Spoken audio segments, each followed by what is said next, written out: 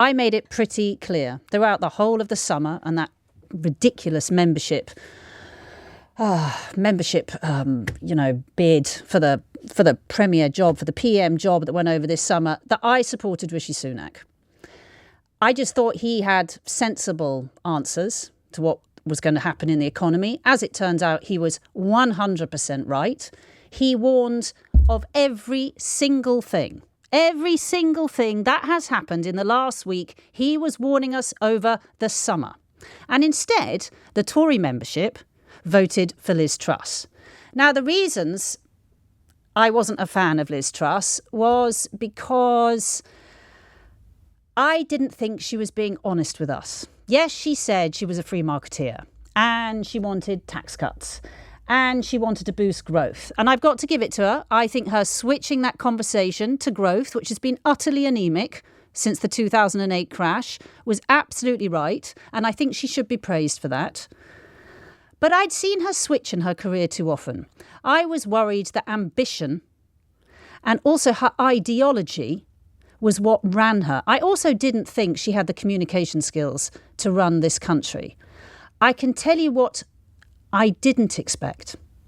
I did not expect her first mini budget to go about 20 times further than anything she had said, not only in her untargeted energy bailout, because she doubled the energy cap that Labour were talking about.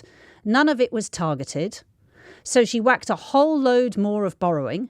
Then she announced a load of tax cuts she hadn't told us about. We had extra tax cuts. And she refused to let the OBR, the Office of Budget and Responsibility, cost any of this up. Now, this is a woman who has worked in the Treasury. This was a woman who has a close relationship with her Chancellor Kwasi Kwarteng. But still, what happened, as we all saw, is the market spooked.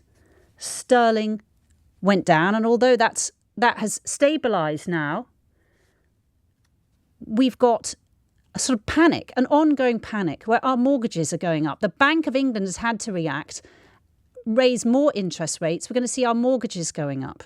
There could be a housing crash.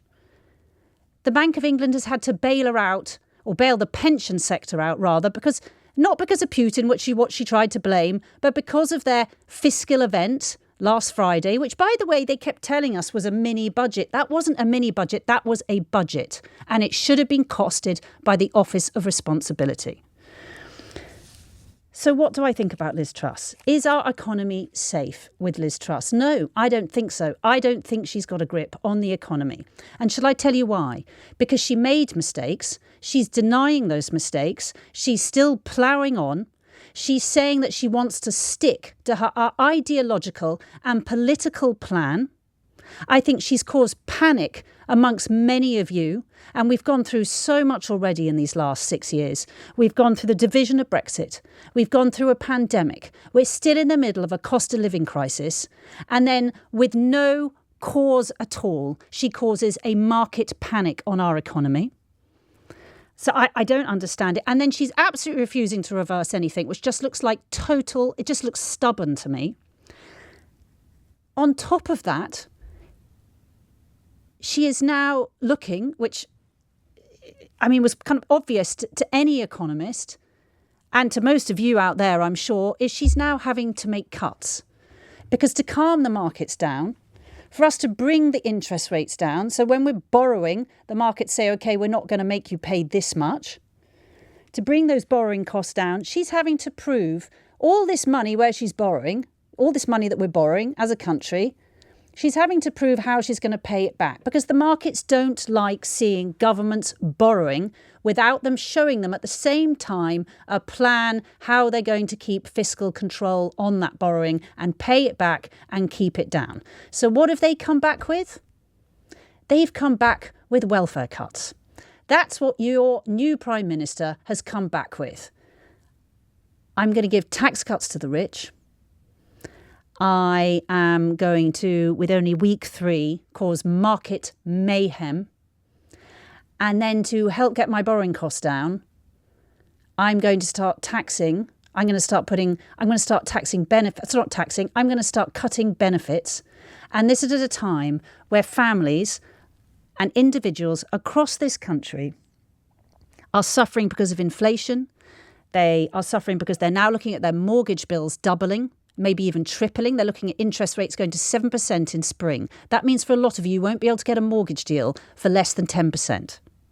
You're paying more for your food. Even with the energy cap, you are still paying more for your energy bills. So do I think she has a grip on the economy? No, I think there's plenty of steps she could take in the next week to bring that market under control, but those markets under control, to make us feel safe. But she's not going to do it because I think she is running an experiment, a free market experiment. She's hemmed herself into a corner now where she cannot sack her Chancellor, because if she sacks her Chancellor, her credibility is completely gone. But my feeling is her credibility is already gone. But listen, this is my opinion. I don't think she's got an iron grip on the economy. I think having wanted to give Liz Truss a chance, I don't even know what to say now. And by the way, I don't think many Tory MPs know what to say. I think a lot of them are staring at the floor.